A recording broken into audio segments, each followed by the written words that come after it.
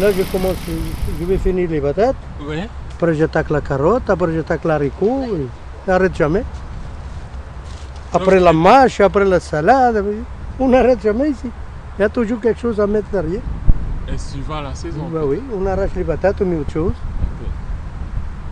Là, c'est des petits pois. Ça, c'est des petits pois. Ah là, c'est des petits pois. Bah, comme les oiseaux, ils bouffent tout, alors je cachais avec ça. Cultiver son lopin de terre est une pratique qui perdure encore sur les Hauts-de-Roy. Sur ces parcelles de la Lombardie, Antonio Lourenco et sa femme font pousser leurs légumes. Cet ancien bancheur de l'entreprise qui a participé à la construction des immeubles de la Grand-Mare. Ce qu'il cultive ici, c'est à consommer ou à donner à des voisins. Je donne à mes enfants, à la belle-mère de mon fils, on donne à des amis. Et puis on en met en congélation beaucoup.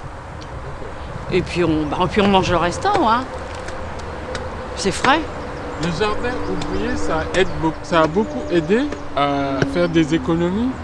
Ah oui, au prix où vous voyez combien ça coûte les légumes dans les magasins, c'est quand même plus rentable d'avoir un jardin et puis de cultiver par soi-même. En m'immergeant dans l'espace des Hauts-de-Roy, je me suis intéressé à l'histoire d'hommes et de femmes de conditions ouvrières qui ont été déplacés des quartiers de la Croix-des-Pierres et Martinville pour être logés sur le plateau nord de Rouen. Construits après la guerre, ces grands ensembles étaient des cités dortoirs qui ont servi de réservoir de main-d'œuvre pour les grandes industries de l'agglomération rouennaise. Françoise Deliquer, ancienne caissière de Printemps, est restée très impliquée dans la vie sociale du quartier. On était dans un baraquement sur la rive gauche de Rouen. Et ces baraquements, comme on dit, étaient frappés d'alignement. C'était un terme que moi j'avais retenu quand j'étais gosse. Frappé d'alignement. Ça veut dire quoi? Ça veut dire que ça va être rasé et que par conséquent, nous, faut qu'on dégage, quoi. Alors qu'on était bien, enfin on n'était pas bien au niveau surface. 3 pièces pour 7 personnes. C'était un peu juste, pas de salle de bain, pas de toilette.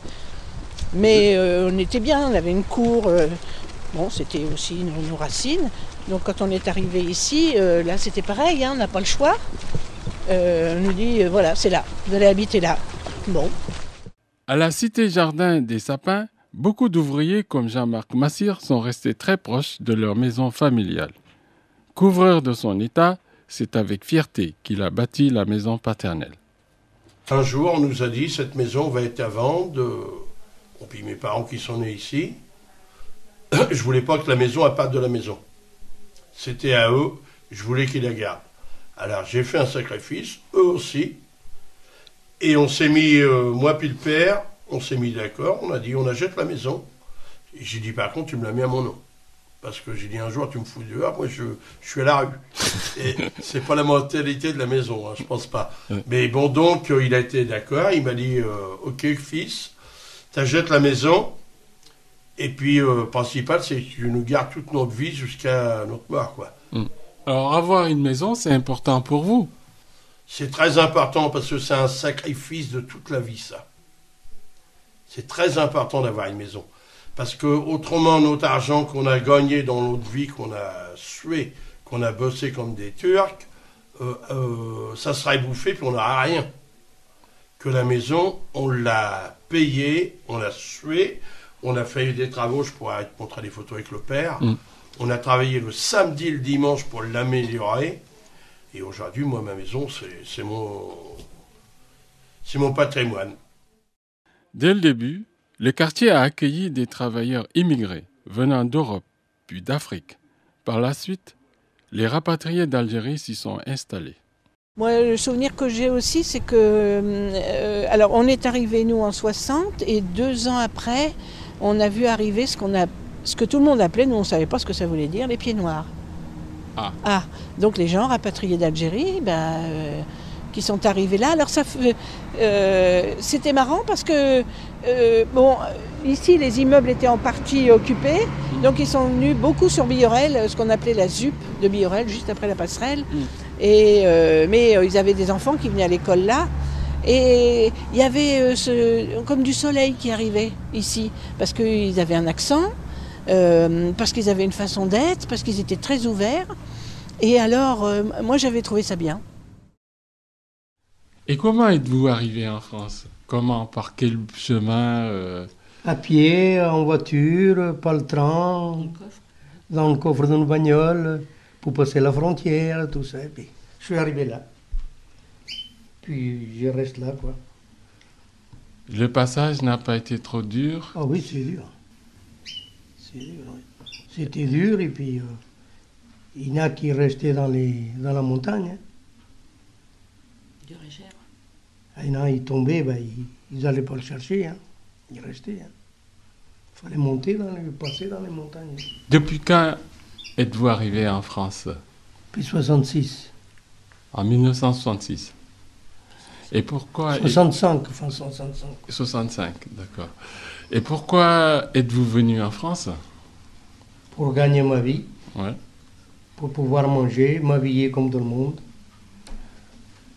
Parce qu'au Portugal, je ne pouvais pas.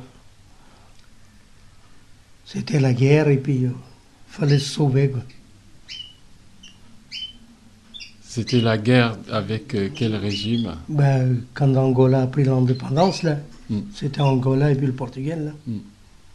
Puis tous les Portugais partaient là-bas. Mm. Puis il y en avait beaucoup qui restaient là-bas. Puis moi, je me suis sauvé avant en France. Natif de Rouen, Nordine Mediaba, agent de maintenance à la SNCF, est fier de ses origines ouvrières. Ils viennent d'Algérie, mes parents, ils sont rapatriés d'Algérie. Mm. Et donc mon père c'était un ancien supplétif de l'armée française en Algérie. Et un petit peu avant la fin de la guerre, ils ont été rapatriés ici. Enfin, plutôt à la fin, je dirais, en 62. Mm. Et voilà, depuis on est là. Ils ont voyagé un peu en France, un peu le nord de la France pour le travail, tout ça, jusqu'au jour où ils ont trouvé du boulot sur Rouen. Puis ils sont rapatriés là, quoi. Alors il est rouennais depuis 65. Et il faisait quoi, votre papa? Employé municipal à la ville de Rouen. Donc mon père c'était la brouette et le balai. Donc voilà, c'est quelqu'un qui a nettoyé les rues de Rouen. Je suis un vrai fils d'ouvrier, moi. Originaire du Sénégal, Moussassi est arrivé en France en 1973. Il est entré à l'usine Renault-Cléon comme ouvrier spécialisé. Il y avait une car qui nous parle derrière le foyer. Et moi, je partais avec ces cars-là à moi. J'ai commencé à travailler sur Renault le 3 avril 1973. Et directement, j'ai travaillé dans l'usinage.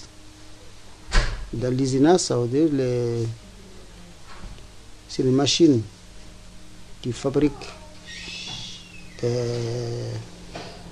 les pièces qui vont dans la voiture.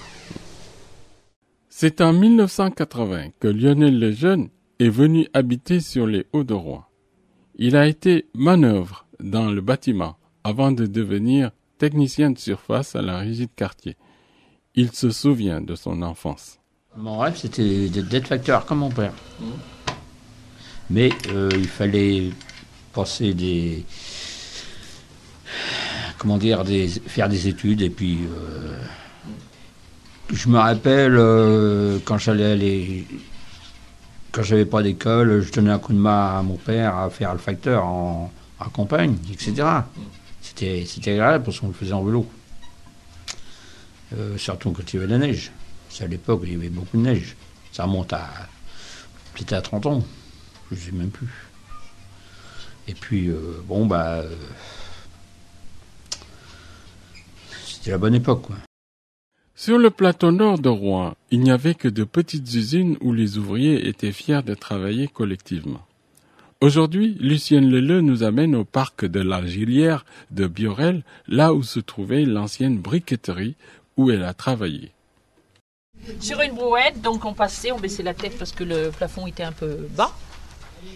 Hop, et de là, on mettait les briques. Mais les briques, ils sont restés là-bas. Donc en fin de compte, comme ça, c'est des briques creuses. les briques crues. On fermait ça avec un papier gris. Et pour que ça tienne, on mettait de l'argile. Vous comprenez? Donc on refaisait des briques, on continuait jusqu'au bout. Et maintenant on va avancer puisque c'est par là. Et les petits carneaux là, c'est tout ce qui passait des braises, quoi. C'était de la braise, c'était les mâches-fer, quoi, qui restaient dans ce coin-là. C'était une cheminée, si vous voulez, pour que la ventilation passe pour faire cuire les briques. Vous comprenez bien aussi? Et puis bon, ben, à fur et à mesure, on fermait toujours. Et les petits carneaux, on laissait libre une partie. On ne mettait pas les briques à ce niveau-là, pour que l'air passe. Et ensuite, on allait. Et c'était cuit par les clochetons. Il y avait un ouvrier qui était... C'était à leur tour de rôle. Hein. Il y en avait, ils faisaient une semaine, d'autres en faisaient 15. Enfin, ils étaient chacun à leur tour à faire cuire la brique. Donc de là, ils mettaient des pelles de charbon, selon la cuisson des briques. Si la brique était bien rouge, ils en mettaient moins. S'ils voyaient que c'était encore trop cru, ils remettaient davantage du charbon. Donc c'était une pelle, ou une demi-pelle, ou un quart de pelle, ou ils sautaient d'un cran. Donc vous voyez, il y a des clochetons un peu partout. Hein. Je ne sais pas combien qu'il y en avait dans tout le four. Et puis à un certain moment, bon ben, il y avait la pause, parce que les ouvriers étaient fatigués aussi. Donc on commençait à 5h30 du matin, à 8h30 ils arrêtaient pour un casse-croûte, on s'appelait ça un casse-croûte, qui s'installait, ils buvaient leurs petits coups, ils mangeaient, et après ils reprenaient. Dans une grande usine comme Renault-Cléon, l'organisation du travail était différente. Moussassi explique comment il a pu assimiler le travail malgré la barrière de la langue. Dans l'usine Renault, c'est par atelier. Donc l'atelier qui s'est travaillé, et il y a que mon cousin là qui travaillait dans un atelier, qui même langue que moi. Et il y avait aussi d'autres Africains, mais qui ne sont pas même équipe avec nous. Donc dans ces ateliers, il faisait que deux équipes, le matin et l'après-midi. Donc ça change. Les équipes qui étaient le matin cette semaine, il sera après-midi l'autre semaine. Et l'autre qui était l'après-midi, il revient au matin. Voilà. Donc avec les équipes qui étaient, il y a que mon cousin qui travaillait là-bas comme africain, qui est même langue que moi, il est mon cousin. Donc c'était le moment qui ne parle pas de tout, langue française. Donc tout que je vais parler, il faut que lui soit là pour traduire. Bien qu'ils soient tous d'origine ouvrière, qu'en est-il de leur parcours scolaire? Pourquoi sont-ils entrés à l'usine? Comment vous avez appris ce métier de bancheur? C'est le temps. En regardant les autres. Mon gars, pareil, il n'a pas été à l'école et puis il fait la même chose que moi. Mais on vous a recruté et comment, comme vous n'avez pas appris ce métier comme ça? Parce que dans le temps, il n'y avait pas de manœuvre, il n'y avait pas de chef, il n'y avait rien. On arrivait, si vous travaillez, tu viens. Alors les gens qui étaient là, les anciens, ben, ils nous faisaient voir. Puis après, les anciens, ils partaient, ben, nous, on restait. Est-ce que vous pouvez nous expliquer un peu en quoi ça consiste le métier de bancheur? Ben, bancheur, on a mis, il y a les panneaux métalliques, on met une par là, un autre par là, et puis après on rase ensemble, puis on met du béton, puis ça y est. Le lendemain, on enlève, le mur, il est fait. Puis dans le temps, quand je suis arrivé, il n'y avait pas les mêmes machins qu'il y a maintenant, là. Les grandes branches qu'on voit en ville, là, les grands panneaux, là, tout ça, ça n'existait pas avant. Il fallait faire tout en bois. À l'école, ça ne m'intéressait pas. Ah oui? Non. Pour la chose suivante, c'est qu'on avait des professeurs qui nous menaient à rien du tout, qui ciraient la godasse quand on avait envie d'apprendre, ou alors qui dormaient sur le bureau. Alors, ça ne pouvait pas nous permettre d'avoir les bonnes études à l'époque. Et donc, lorsque vous êtes sorti de l'école, qu'est-ce que vous êtes... De toute manière, à l'école, dès 14 ans, j'avais pas le droit de rester plus longtemps, parce que comme j'étais un petit peu turbulent, ils m'ont dit, il a 14 ans, il faut le virer. C'était comme ça à l'époque. Hein. Bon, donc, j'ai attrapé le collier. J'ai attrapé le collier. Mon père m'a dit, mon gars, t'as 14 ans, maintenant, il faut aller au boulot. Hein? Alors, il n'y avait pas de lézard, il fallait aller au boulot, et j'ai été au boulot. Et du jour que j'ai attrapé le grappin, ben, je ne l'ai jamais lâché. J'ai fait un petit peu toutes les petites entreprises, mais j'avais envie de bosser, j'avais envie de m'en sortir, et j'y suis arrivé. J'étais à l'école jusqu'à 13 ans, mais je n'ai pas de certificat d'études. C'était l'année de certificat d'études et je ne l'ai pas fait. Pourquoi? Parce que mes parents étaient ouvriers, ils ne gagnaient pas assez et les enfants ont travaillé.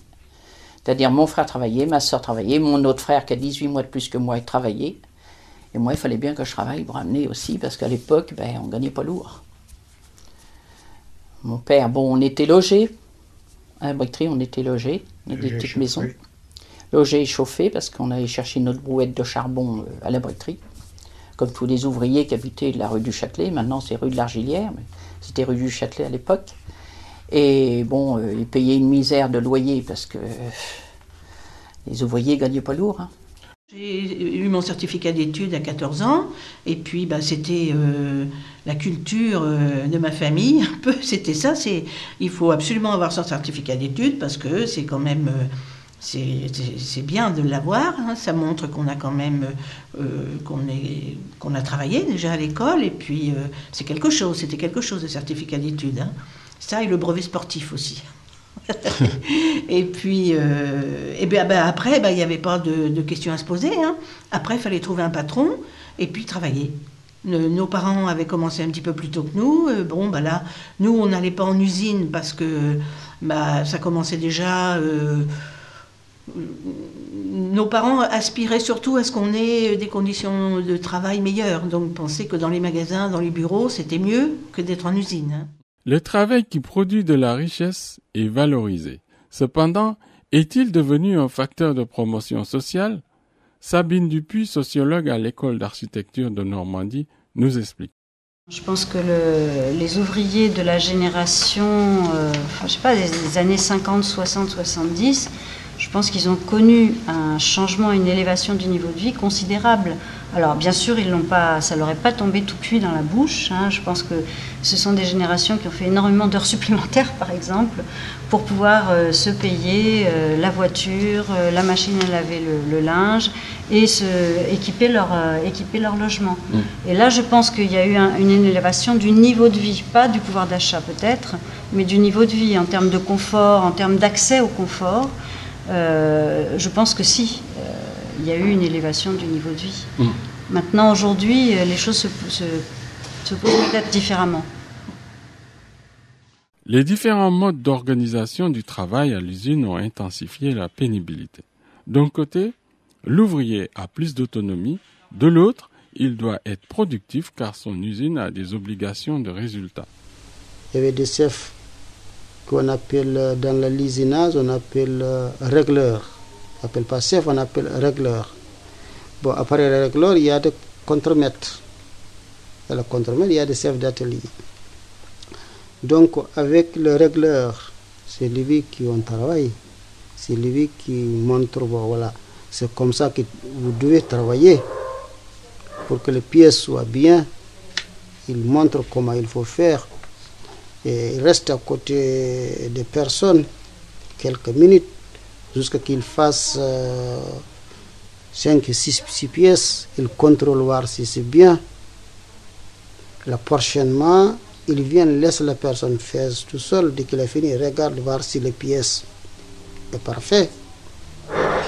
Et s'il a fait plusieurs fois comme ça, pour lui, il estime que les personnes commencent à mériter.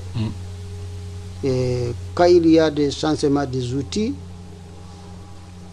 il vient à côté des personnes, il change. Il attend que les personnes changent tout seul, faire les pièces tout seul, et lui contrôle voir c'est bien. Quel que soit le secteur d'activité, le travail était dur. En compagnie de l'un des membres du Pacific Vapor Club de Sotteville-les-Rois, Nordine Mediaba appréhende les moments vécus par les mécaniciens et les chauffeurs sur la locomotive du Pacific 231. Il y a un seul mécanicien attitré à la machine. À une époque, c'était ça. Le mécanicien avait sa locomotive. Il n'y a que vers la fin de la traction vapeur où les machines étaient banalisées, c'est-à-dire que différentes équipes prenaient la machine. Mais c'était surtout avec les 141R, les dernières machines qui avaient été faites. Mais sinon, ces machines-là, celle-ci, là, elle avait son équipe titulaire, un mécanicien et un chauffeur qui étaient toujours sur cette machine-là. Donc les gars la connaissaient bien, ils veillaient bien à son entretien et tout, quoi, puisque... Il était chargé de tout. Oui, bah c'est aussi leur gagne-pain, hein. Donc il faut que ça soit en bon état, que ça fonctionne bien, donc graissage comme il faut, tout ce qu'il faut pour que ça ressemble fonctionne bien. Au chauffeur routier qui a sa remorque et puis c'est son bébé. Et... bien sûr, c'est son outil de travail, donc il faut que ça soit... faut faire attention à son propre outil de travail, hein. Moi, je vois toute une génération, là, ça me parle, en fait, en termes de temps, quoi. Les années. Je veux dire, ça n'a rien à voir aujourd'hui, quoi. Ça n'a rien à voir. Ouais. Même moi, qui suis rentré il y a 17 ans, non, je veux dire... Plus de vapeur, déjà. Ah oui, tout à fait. Et non, mais on voit bien le côté physique de la chose, le côté un peu... investissement du type, du conducteur, comparé à aujourd'hui. Aujourd'hui, le mécanicien, je ne veux pas dire qu'il s'en fout de sa machine, mais c'est pas sa machine, c'est une machine parmi d'autres. Il peut prendre ça comme celle-ci, comme celle-là. Alors que là, on voit bien que c'est le bébé. Les conditions de travail, vous imaginez un peu ce que c'était avant. Voilà. Mais c'était plus un travail d'équipe, là. Alors qu'aujourd'hui, il est individualisé, le travail. C'est chacun sa peau, c'est comme la société. Je veux dire. On vit dans un monde comme ça. La pénibilité du travail fut une réalité évidente pour la classe ouvrière. Serge Laloyer, syndicaliste, membre de l'Institut d'histoire sociale de Seine-Maritime, en est convaincu. Aujourd'hui, ce sont des machines électriques. Alors, il n'a plus besoin de bleu, il n'est plus sale, il n'a plus besoin éventuellement de prendre une douche en sortant de la machine, le conducteur de la locomotive. Il est même tout seul, il peut venir en blouse blanche s'il le veut pour travailler. Mais il a une pénibilité qui est différente. Sa pénibilité, c'est le train va plus vite. C'est son intention. Par exemple, il doit toutes les 15, 20 ou je ne sais plus quoi secondes appuyer sur quelque chose tout le temps. Sinon, la machine s'arrête. C'est vrai dans le métro, par exemple. Il y a une pédale. S'il lâche pendant plus de 30 secondes la pédale, le métro s'arrête. Bon. Donc, il est tombé. Ça, ils ne l'avaient pas. Ils étaient un peu maîtres de leur truc, en quelque sorte. Aujourd'hui, ils ne le sont pas parce que l'accélération des choses a fait que ça s'est déplacé, la pénibilité. C'est une pénibilité nerveuse, intellectuelle, plus que manuelle. C'est ça le truc. Par exemple, je prends la construction, si on prend le bâtiment, le gars qui est dans la grue, dans le fond, sur un chantier là-haut, dans sa cabine, dans sa grue, il n'a pas un manuel dur. C'est pas dur. Mais il a une attention considérable, plus importante que l'époque où il poussait la brouette pour aller mettre le béton. Parce qu'il peut tuer ses copains qui travaillent en dessous, quoi, à chaque moment, à chaque fois qu'il déplace sa grue. Voilà, c'est ça. La pénibilité, elle a changé de nature, en quelque sorte. Dans la période des 30 Glorieuses, la croissance industrielle reposait sur une exploitation sévère de la force du travail. Un grand nombre d'ouvriers travaillaient jusqu'à 48 heures par semaine. Ils touchaient des salaires misérables. Lucienne Leleu était obligée de trouver d'autres moyens pour vivre. Moi, étant donné que j'avais mon fils, ma mère m'avait pris avec, puisque mon mari étant pas là, je ne pouvais pas payer de loyer. On avait comment on appelle ça, un petit meublé, mais on l'a rendu lorsqu'il est parti en Algérie. Donc moi, je suis revenue chez ma mère, rue du Châtelet. Mes frères étaient encore chez mes parents, d'ailleurs. C'est elle qui me nourrissait. le peu que je gagnais, ben, j'y donnais la pension. Il fallait que j'élève mon gamin. Et quand j'ai eu mon gamin, ben, j'ai vendu mon lait parce que je l'allaitais. J'avais trop de lait. Je le donnais à l'aide. À l'époque, c'était l'aide de Croix-Rouge, quoi. Ils nous payaient notre lait. On avait des bons de lait, si vous appelez ça. Et puis donc, ben, je me suis débrouillée, quoi. Les conditions de travail des ouvriers se sont dégradées et cela a contribué à créer une situation explosive en mai 68. Sur les Hauts-de-Rouen, cet événement a touché diversement les ouvriers que j'ai rencontrés.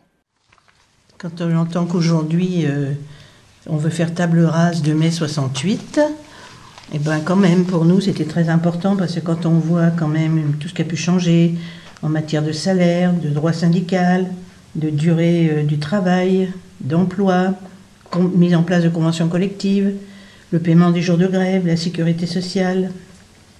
La sécurité sociale, enfin, je veux dire, avec un ticket modérateur amené à 25%, c'est quand même pas rien. Hein.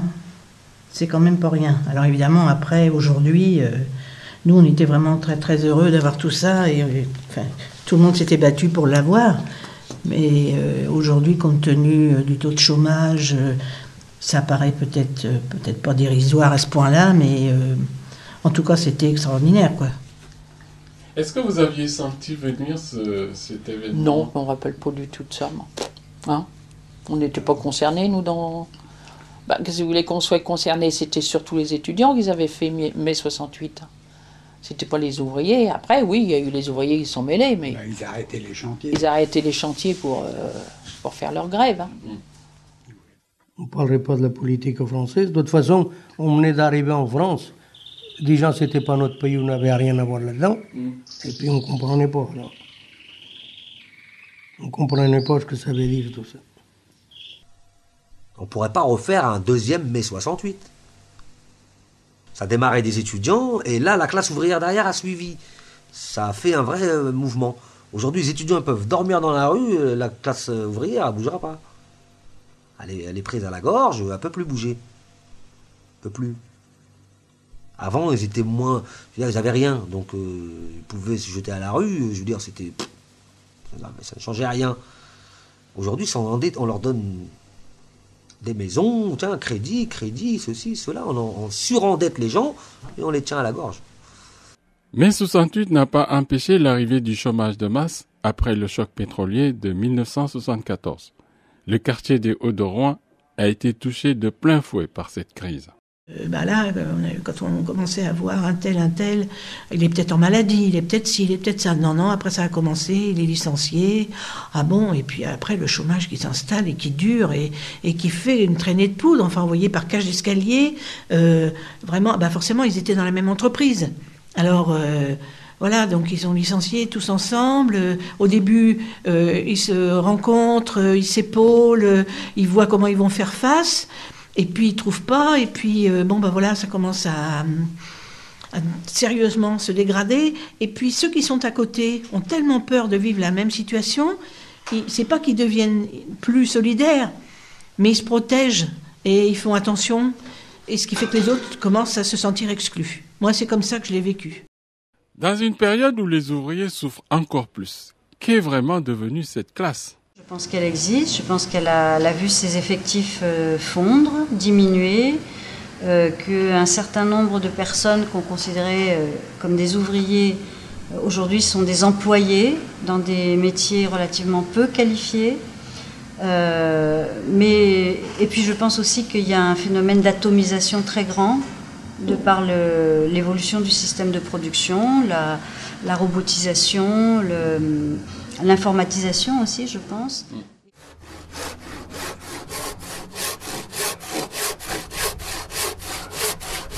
Cette atomisation de la classe ouvrière a aussi créé un fossé entre les générations. Cependant, soucieux de pérenniser son activité, Jean-Marc Massire a su transmettre son savoir-faire à son fils. C'est très important pour vous de prendre la relève de votre papa ? On va dire oui, non, c'est plus au départ, c'est vrai, pour lui faire plaisir, et puis après, bon, je me suis lancé dedans parce que je me disais, pourquoi pas me lancer, pourquoi pas être mon propre chef, et puis bon, bah, continuer un peu, quoi. Et puis, bon, bah, c'est vrai que maintenant que je suis lancé dans le bain, bon, bah, il n'y a plus qu'à continuer. Et puis, bon, bah, c'est sûr que je pense que c'est plus aussi une fierté aussi un peu pour lui que je continue. Et puis, bon, bah, on verra bien. Maintenant, c'est pas... Moi, je me fais pas de soucis vis-à-vis de mon boulot. Réellement, dans 10 ans, découvrir, il n'y en a plus. Non plus. Ah oui, pourquoi? Parce que la majorité vont quand même mettre à la retraite. La relève, il n'y en a plus beaucoup. Et puis, c'est vrai que ça va être un métier qui va devenir en voie de disparition. Cette déperdition de certains métiers d'ouvriers est due au fait qu'ils n'attirent pas les jeunes de par leur pénibilité. C'est ce qu'évoque Lionel Lejeune qui nettoie quotidiennement la place Alfred de Musset au Châtelet. Ça va Albert? Ça c'est un peu tous les jours. Ouais.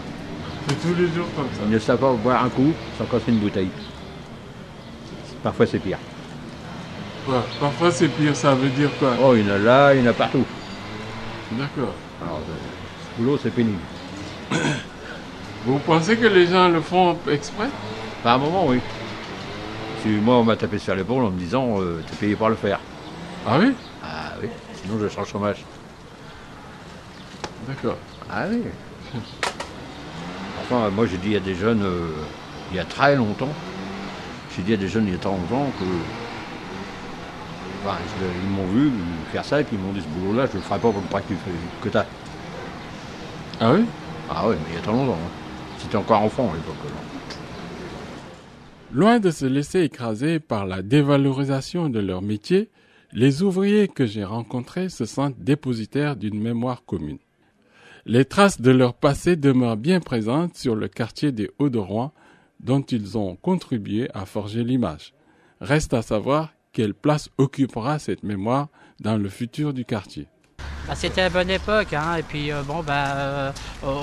on était social avec l'ouvrier. C'est plus comme maintenant, l'ouvrier il est un petit peu laissé aller, si vous voulez. Hein, il est un petit peu en arrière, dans le voie-garage, comme on dit. Hein, dans le temps, on se donnait main dans la main entre ouvriers. Maintenant, c'est plus le cas. C'est fini tout ça. Pourquoi? Pourquoi? Parce que maintenant, il y en a qui ont peur de perdre leur place, alors ils sont très autoritaires. Ils ont un chemin à suivre, une ligne. Alors s'il y a quelque chose qui ne va pas, il ne faut pas le dire au patron, on est ce soir, vous savez. C'est comme ça maintenant, on dit quelque chose et puis après c'est la porte. D'accord. Voilà. Et ben voilà, ben oui c'est la vérité. Okay. Oui.